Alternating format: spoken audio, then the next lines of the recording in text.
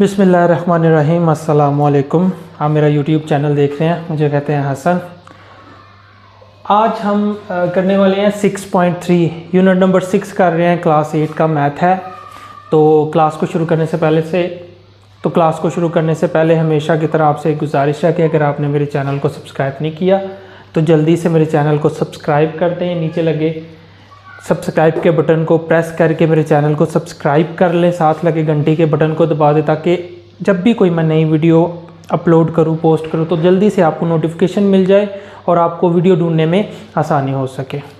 इसके साथ ही अगर आपने प्रीवियस 6.1 और 6.2 यानी कि गुज़िश्ता दो जो एक्सरसाइजेज मैंने सॉल्व किए, अगर आपको उनका अभी आपने वो क्लासें नहीं पढ़ी तो उसके लिए आपको यहाँ पर एक स्क्रीन नज़र आ रही होगी। ये प्ले लिस्ट है सारी की सारी, सीक्वेंस के साथ मैंने वो वीडियोस तरतीब के साथ बनाई हुई हैं। तो आप उन तरतीब के साथ वीडियोस को अगर देखना चाहते हैं तो यहाँ नीचे डिस्क्रिप्शन बॉक्स के अंदर आपको एक लिंक मिल जाएगा, उसे आप क्लिक करेंगे तो प्ले लिस्ट ओपन हो जाएगी सारी की सारी, जहाँ से आप 8 क्लास की सारी की वीडियो एक तरतीब के साथ देख सकते हैं। तो 6.3 से पहले आप 6.2 और 6.1 की वीडियो लाजमी देख लें। तो आज हम शुरू करने वाले हैं। इस चैप्टर में हमने बेसिकली तज्ज़ी करनी है, फैक्टराइजेशन करनी है। तज्ज़ी को इंग्लिश में हम फैक्टराइज करना बोलते हैं। तो वो तमाम स्टूडेंट जो अभी उर्दू मीडियम में पढ़ रहे हैं, मैं कोशिश करूँगा कि आपको उर्दू मीडियम में भी पढ़ाऊँ और साथ में इंग्लिश मीडियम में उनके मतलब भी बताऊँ, ताकि आपको आइंदा आने वाली क्लासेस में 9th 10th में फर्स्ट ईयर सेकेंड ईयर में उसके लिए आसानी हो। तो ये चैप्टर बहुत ही अहम है, इसमें बहुत ज़्यादा सवालात पूछे जाते हैं, तो इसको ठीक तरीके से समझिएगा। तो यहाँ पर मैं क्वेश्चन नंबर 1 सॉल्व करने लगा हूँ। बिस्मिल्लाहिर्रहमानिर्रहीम। ax minus B Y plus B X and next है हमारे पास माइनस ए वाई। तो बेसिकली हर एक्सरसाइज के साथ साथ जैसे हमने 6.1 की, फिर 6.2 की, अब 6.3 हम पहुंच गए हैं, हम इसको सॉल्व करने वाले हैं। तो हर एक्सरसाइज में अलग किस्म का फार्मूला आपको सॉल्व करने के लिए बोला जा रहा है। तो हम तीसरी एक्सरसाइज पर इस वक्त पहुंच चुके हैं। इस वीडियो के अंदर, इस लेक्चर के अंदर, इस क्लास के अंदर हम कोशिश करेंगे कि हम 6.3 को कम्प्लीटली से अंडरस्टैंड करें। सारी मशक को हम इसमें हल करने वाले हैं। ये क्वेश्चन है। अब इसमें हमने कॉमन ढूंढना है, मुश्तरिक ढूंढना है। कॉमन मतलब मुश्तरिक मतलब जो हर एक टर्म में मौजूद है। अब यहाँ पर x है और यहाँ पर y है, यहाँ पर भी x है, यहाँ पर y है। इन सब में चारों की चारों में कोई ऐसी चीज़ हमें मुश्तरिक मिल नहीं रही जिसे हम मुश्तरिक निकाल सके, कॉमन निकाल सके। तो हम फिर अब क्या करेंगे?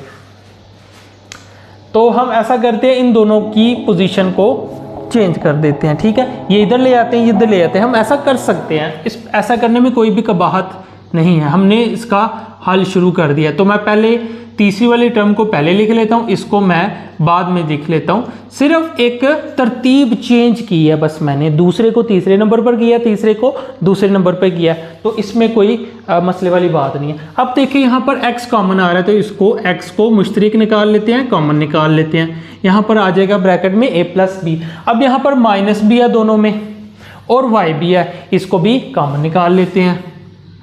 माइनस वाई को कॉमन निकाल लेंगे तो इसकी तरतीब ज़रा चेंज कर लेते हैं, a प्लस बी कर लेते हैं। तो यहाँ पर देखें a प्लस बी, यहाँ पर भी a प्लस बी। ऐसे क्वेश्चन आप 7th क्लास में भी कर चुके हैं। ठीक है, तो यहाँ पर आप इसको दोबारा से कर रहे हैं, समझ रहे हैं। तो इससे नेक्स्ट स्टेप क्या होता है हमारे पास? x minus Y and a plus B. So this is the answer. ये हमने इसकी फैक्टराइजेशन कर दी है, तज्ज़ी कर दी है। तो हमने इस तरह से इन सवालात को हल करना है। तो ये था क्वेश्चन नंबर 1। आगे हम कोशिश करेंगे क्वेश्चन नंबर 2 को सॉल्व करने की।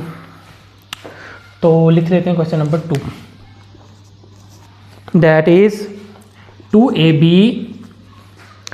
Then minus 6bc then minus a plus 3c। इसको हम सॉल्व करना चाहते हैं। हम कैसे सॉल्व कर सकते हैं इसको? देखिए ज़रा, इसमें हम मुश्तरिक या कॉमन ढूंढना चाहे तो ए और बी यहाँ पर है, यहाँ पर बी है, यहाँ पर सिर्फ ए है, यहाँ पर सी है। तो ऐसी कोई चीज़ आपको इस क्वेश्चन में नहीं मिलेगी जो इस पूरी लाइन में मुश्तरक हो, पूरी लाइन में कॉमन आ सके, ऐसी कोई चीज़ भी नहीं होगी। तो हम क्या करेंगे, इन दोनों टर्म में से कुछ ढूंढने की कोशिश करते हैं, क्या कुछ कॉमन आ सकता है तो उसको कॉमन निकालने की कोशिश करते हैं। देखिए 2 तो है इसमें मुश्तरक और बी भी है, तो हम ऐसा कर सकते हैं 2b को मुश्तरक निकाल सकते हैं इसमें से, तो हम निकाल लेते हैं। तो हमने इसका सलूशन शुरू कर दिया, हम इसमें 2 और b को मुश्तरक निकाल लेते हैं। यहाँ पर बच जाएगा a, दरमियान में माइनस का साइन है। 6 के अंदर 2 अगर आप मुश्तरक निकाल रहे हैं तो बाकी क्या बचेगा, हम उसको डिवाइड करेंगे, यानी कि 6 को 2 पे डिवाइड करें तो आंसर क्या आता है 3। जी हाँ बिल्कुल, यहाँ पर 3 लिख देंगे।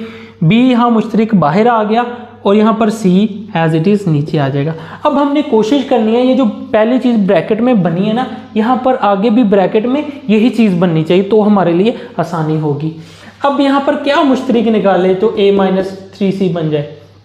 देखें यहाँ पहले के साथ माइनस है, तो हम क्या कर सकते हैं, हम पहले अगर माइनस है तो माइनस को कॉमन निकाल लेंगे, यानी कि यहाँ पर हम -1 कॉमन निकाल लेंगे। ठीक है, माइनस तो नहीं निकाल, -1 ही निकलेगा ना, एक ही बात है। यहाँ पर आ जाएगा a पॉजिटिव, यहाँ पर आ जाएगा -3c। देखिए अब ब्रैकेट में एक जैसी चीज़ बन चुकी है, तो ये जो ब्रैकेट वाली चीज़ है उसको हम लिख लेंगे और साथ में दूसरी टर्म आ जाएगी, तो ये इसका आंसर है। सारे के सारे क्वेश्चन ऐसे ही हैं, इसमें कोई भी फ़र्क नहीं है। इसी तरह से हम सारे के सारे क्वेश्चंस को इस तरह से हम सॉल्व करते जाएंगे।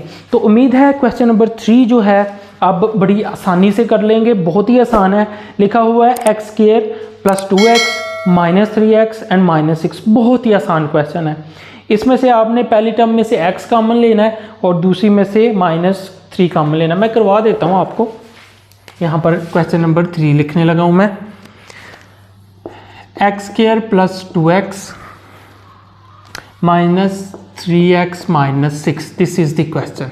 ये सवाल है, बहुत ही आसान है, आप लोगों को खुद ही समझ आ गई होगी। देखें ज़रा, यहाँ से x कॉमन निकल रहा है, अगर x मुश्तरक निकाल रहे हैं, कॉमन निकाले तो अंदर क्या बचेगा, x बचेगा और +2 बचेगा।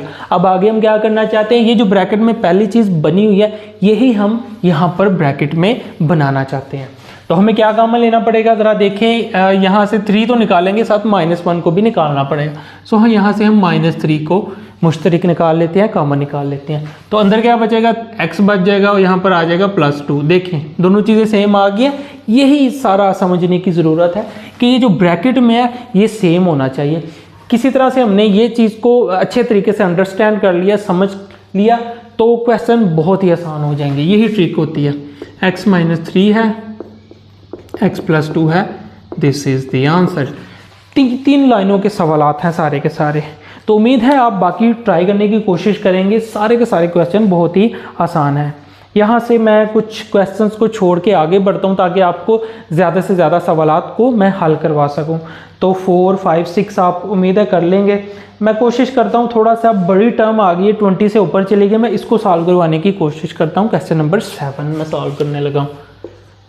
बहुत आसान है, घबराने की ज़रूरत नहीं है। अगर आपसे क्वेश्चन नहीं होते आप कोशिश करें, नहीं होते फिर कोशिश करें, फिर नहीं होता तो नीचे डिस्क्रिप्शन बॉक्स है, वहाँ से लिंक लें, तो बाकी की वीडियोस को देखें, अच्छे तरीके से समझे। नहीं होता नीचे कमेंट बॉक्स में क्वेश्चन का नंबर लिखे, बोले ये क्वेश्चन नहीं सॉल्व हो रहा, इंशाल्लाह मैं आपको वो क्वेश्चन सॉल्व करवा दूंगा। उधर ही भेज दूंगा, पिक्चर लेके सॉल्व करके भेज दूंगा, कि समझा दूंगा कि ऐसे करना है। अगर नहीं समझ आएगी तो वीडियो बना दूंगा अलग से।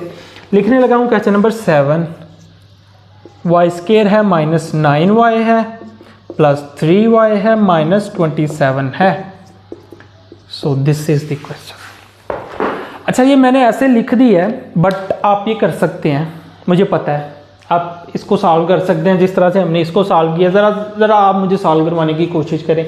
मैं चाहता हूँ पहली 2 टर्म में से कुछ कॉमन निकाल सकूँ और दूसरी 2 टर्म में से कुछ कॉमन निकाल सकूँ। तो कोशिश करें ज़रा निकालने की। यहाँ पर तो y निकल रहा है, चुप करके y को कॉमन निकाल लो। ये लो, जो बचेगा देख लेते हैं, -9 बच गया। अब देखिए यहाँ से कॉमन 3 निकल रहा है, y है ही नहीं, 3 को कॉमन निकालो, क्वेश्चन सॉल्व हो जाएगा। ये ले, +3 को मैंने मुश्तरक निकाल लिया, यहाँ बचेगा y, 3 को डिवाइड करेंगे तो आ जाएगा 9। ये लीजिए, क्वेश्चन सॉल्व हो गया। y + 3 and y - 9, this is the answer. मैंने सॉल्व कर दिया इसको। इसी तरह से क्वेश्चन नंबर 8 है, आप सॉल्व कर सकते हैं। 9 भी कर सकते हैं, 10 भी आप सॉल्व कर सकते हैं, बहुत आसान है। क्वेश्चन नंबर आगे है हमारे पास 11। इसको 11, 12, 13 एंड 14 इसको ज़रा सॉल्व करने की हम कोशिश करते हैं। तो नेक्स्ट है क्वेश्चन नंबर 11। इसको हमने कैसे सॉल्व करना है, मैंने क्वेश्चन को लिख दिया है यहाँ पर। तो ये तो पहले से ही सॉल्व है, देखें ब्रैकेट में सेम एक जैसी चीज़ें मौजूद है। तो इसका हमने आधा सवाल उन्होंने सॉल्व कर दिया, आधा हमने खुद करना है। कैसे करेंगे, a - b लिख देंगे और x - y लिख देंगे। दिस इज़ द आंसर, यही जवाब है। देखें एक लाइन का आंसर है। बहुत छोटे छोटे सवालात हैं। तज्ज़ीम में यही है कि आपने एक फार्मूले को अच्छी तरीके से अंडरस्टैंड कर लेना है, समझ लेना है। बिल्कुल कोई उसमें आपकी कन्फ्यूजन नहीं होनी चाहिए।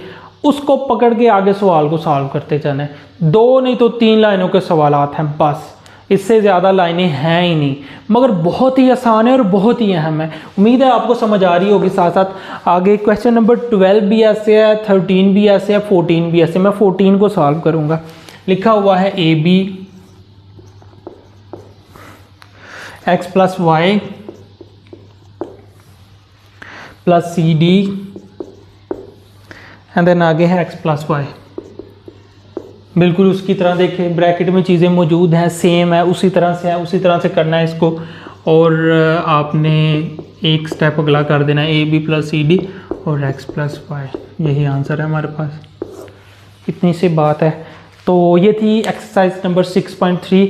मैंने कोशिश की है आपको अच्छे तरीके से कॉन्सेप्ट के साथ समझाने की।